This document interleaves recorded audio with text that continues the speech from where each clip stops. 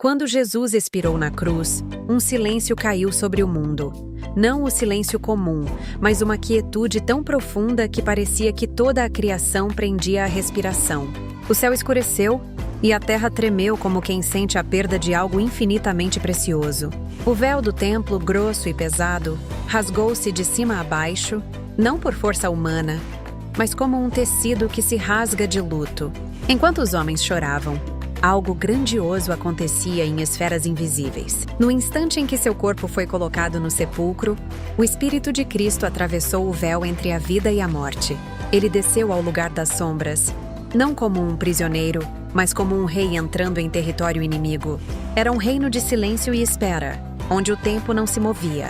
Ali, onde reinava a escuridão e a separação, as antigas correntes que prendiam almas, tecidas não de ferro, mas de desespero, tremeram ao sentir sua aproximação. Os portões cerrados do reino da morte, altos como montanhas e pesados como séculos de pecados, começaram a rachar. E então, ecoou pelas profundezas uma voz que jamais havia sido ouvida ali. Uma voz que era, em si, a própria vida. Eu sou a luz. A morte, que desde o princípio dos tempos jamais havia sido desafiada em seu domínio, avançou com sua coroa de vazio. Sua presença era o fim de toda esperança. Mas diante de Jesus, sua força desapareceu como fumaça diante do vento.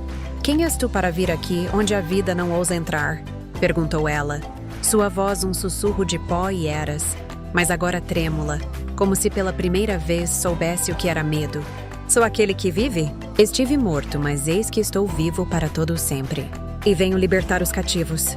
Com isso, Jesus estendeu suas mãos chagadas e tomou as chaves da morte e do inferno, que tilintaram como trovões quebrados. A morte recuou, impotente, sua autoridade desfeita.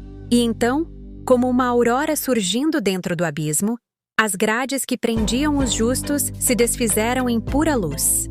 Trevas que antes eram sólidas se abriram como cortinas. A luz de Cristo fluiu para dentro das almas que ali esperavam, restaurando sua cor, sua alegria. Elas o reconheceram, profetas, reis e gente comum que viveu e morreu na fé. E correram em sua direção como filhos correndo ao encontro de um pai perdido e reencontrado. Lágrimas de séculos se tornaram risos.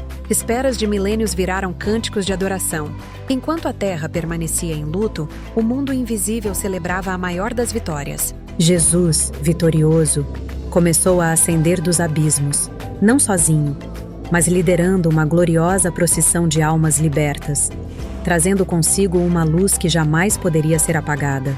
No túmulo, seu corpo ainda jazia envolto em silêncio. Mas ao terceiro dia, a luz da vitória no mundo espiritual tocou o mundo físico, reacendendo vida na carne ferida. E assim, entre a morte e a ressurreição, Jesus não ficou inerte. Ele venceu reinos, libertou almas, conquistou chaves e acendeu uma esperança que jamais será apagada. Um silêncio pode ter envolvido a terra, mas o universo inteiro ouviu o estrondo da vitória.